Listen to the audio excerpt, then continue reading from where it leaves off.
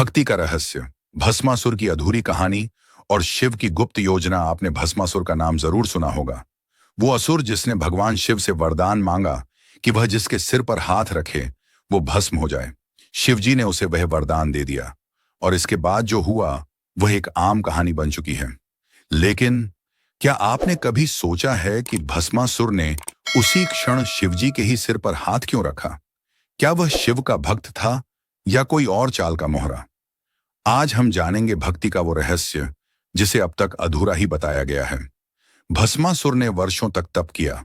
जब शिवजी प्रसन्न हुए और बोले, वत्स, वर मांगो, तो भस्मासुर बोला, मुझे ऐसा वर दो कि मैं जिसके सिर पर हाथ रखूं वह भस्म हो जाए। भोलेनाथ सहज स्वभाव के उन्होंने वर दे दिया। किंतु यह वरदान मांगने का विचार भस्मासुर का स्वयं का नहीं था। कुछ प्राचीन ग्रंथों और संतों की वाणी बताती है कि भस्मासुर को यह वरदान मांगने की प्रेरणा किसी दैवी शक्ति से मिली थी। कुछ कहते हैं वो शक्ति स्वयं विष्णु की मोहिनी रूप थी। लेकिन क्यों? भस्मासुर को एक योजना के अंतर्गत प्रेरित किया गया था कि वह शिवजी को ही हटाकर देवों का अधिपति बने। अहंकार उसके भीतर जन्म ले चुका था और जैसे ही उसे वरदान मिला उसने शिवजी की ओर हाथ बढ़ाया। भगवान शिव तुरंत वहां से अंतर्ध्यान हो गए। भस्मासुर ने उनका पीछा किया पर वो उसे कहीं नहीं मिले। अब सवाल उठता है, क्या शिवजी को यह सब पहले से पता नहीं था? अगर हां तो उन्होंने ऐसा विनाशकारी वरदान क्यों दिया? यहां आता है वो गुप्त रहस्य। शिव केवल त्रिदेवों में से एक नहीं, वे जगत गुरु हैं, संपूर्ण सृष्टि के शिक्षक। उनका उद्देश्य केवल भक्ति देना नहीं, अहंकार को उजागर करना भी होता है। उन्हें झांक था कि जब शक्ति गलत हाथों में जाती है तो उसका पतन निश्चित है और उस पतन के माध्यम से संसार एक शिक्षा प्राप्त करता है। वो जानते थे कि समय आने पर विष्णु मोहिनी रूप में आएंगे और यही असुर अपनी ही शक्ति से नष्ट हो जाएगा। और ऐसा ही हुआ।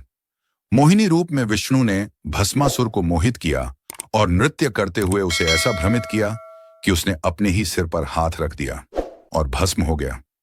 लेकिन कहानी यहीं खत्म नहीं होती। सभी ने मान लिया कि भस्मासुर का अंत हो गया, लेकिन उसकी आत्मा, जिसमें अहंकार, शक्ति का नशा और क्रोध भरा था, वह आत्मा मुक्त नहीं हुई। भगवान शिव ने स्वयं उस आत्मा को बांधने के लिए एक रहस्यमयी स्थान का चयन किया। उत्तराखंड के पर्वतों के बीच एक गुफा, जिसे आज भी कुछ साधक भस्म गुफा कहते हैं। इस गुफा के भीतर है एक शिला, त्रिशूल शिला, जिसके नीचे शिवजी ने उस आत्मा को त्रिशूल मंत्रों से बांध रखा है।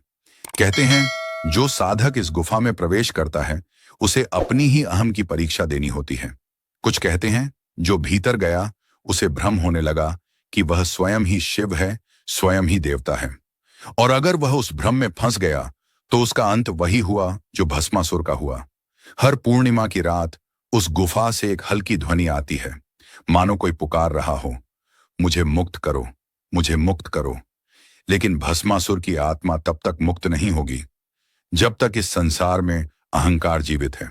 शिवजी ने जो किया वो केवल एक असुर का अंत नहीं था, वो एक शिक्षा थी कि भक्ति तब तक पूर्ण नहीं हो सकती जब तक उसका आधार विनम्रता न हो। शक्ति की प्राप्ति से पहले विवेक और दया का जन्म आवश्यक है। आज भी जब कोई शिव का सच्चा भक्त बनता है तो उसे सबसे पहले अपने भीतर के भस्मासुर को समाप्त करना होता है। यही है भक्ति का रहस्य।